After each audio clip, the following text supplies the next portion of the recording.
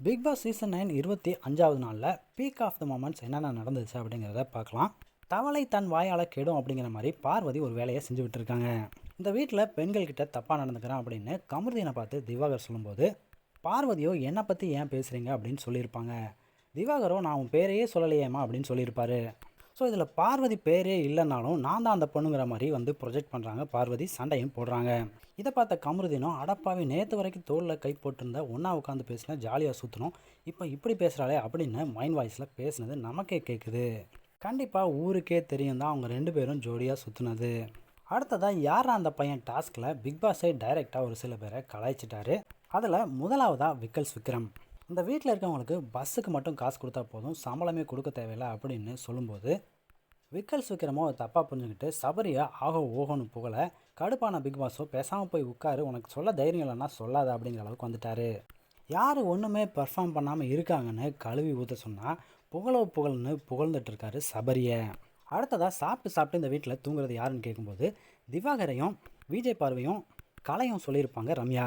இதை கேட்ட பிக் பாஸோ கடுப்பாகி இதை மக்கள் ஏற்றுக்கிற மாதிரி இல்லையே, உங்களுக்கே நியாயமாக இருக்கா அப்படிங்கிற மாதிரி ரம்யாவை கலாய்ச்சி விட்டாரு.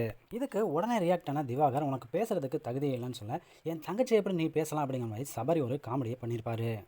அடுத்ததாக ஜெயிக்கிற குதிரை கூட ட்ராவல் பண்ணுறவங்க அப்படின்னு சொல்லும்போது வியானா வந்து பேசுகிறாங்க. கானா வினோத்தை பற்றி அப்படியே அக்கா கிழிச்சு எரிஞ்சிருப்பாங்க, அவ்வளோ கிளியராக எக்ஸ்பிளைன் பண்ணியிருப்பாங்க. ஜெயிக்கிற குதிரையாக திவாகர் சொல்லிட்டு கானா வினோத்தை அவர் கூடயே வந்து ட்ராவல் பண்ணுறாரு, அதுவும் கெட்ட விதமாக பண்ணிகிட்ருக்காரு. அவர் கிரிட்டிசிசம் பண்ணணும்னு ஏதாவது ஒன்று பண்ணிகிட்ருக்காரு, அது பார்க்குறதுக்கு நல்லா இருக்குன்னு அவருக்குள்ளேயே நினச்சிட்டு இருக்காரு. ஆனால் அது ரொம்பவே இரிட்டேட்டிங்காக இருக்குது அப்படின்னு சொல்லியிருந்தாங்க வியானா.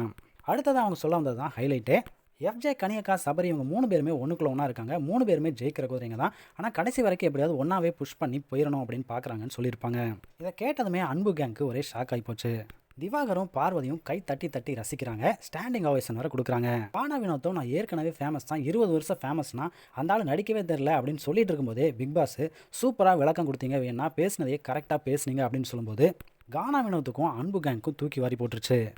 வியானாவோ செம க்யூட்டான ஒரு ரியாக்ஷனை கொடுக்க பார்வதியும் திவாகரும் துள்ளி குதிக்கிறாங்க. பிக் பாஸ் சொன்னதுலேருந்து யார் என்ன சொன்னாலும் பரவாயில்ல, டார்கெட் பண்ணாலும் பரவாயில்ல அப்படின்னு வியானா தைரியமாக வந்து சொல்லியிருக்காங்க. ஸோ பார்த்துட்டு இருக்க நீங்கள் சொல்லுங்கள், உங்களுக்கு பிக் பாஸ் சீசன் 9ல் யாரை ரொம்ப பிடிக்கும் அப்படிங்கிறத கமெண்ட் செக்ஷனில் ஷேர் பண்ணுங்கள்.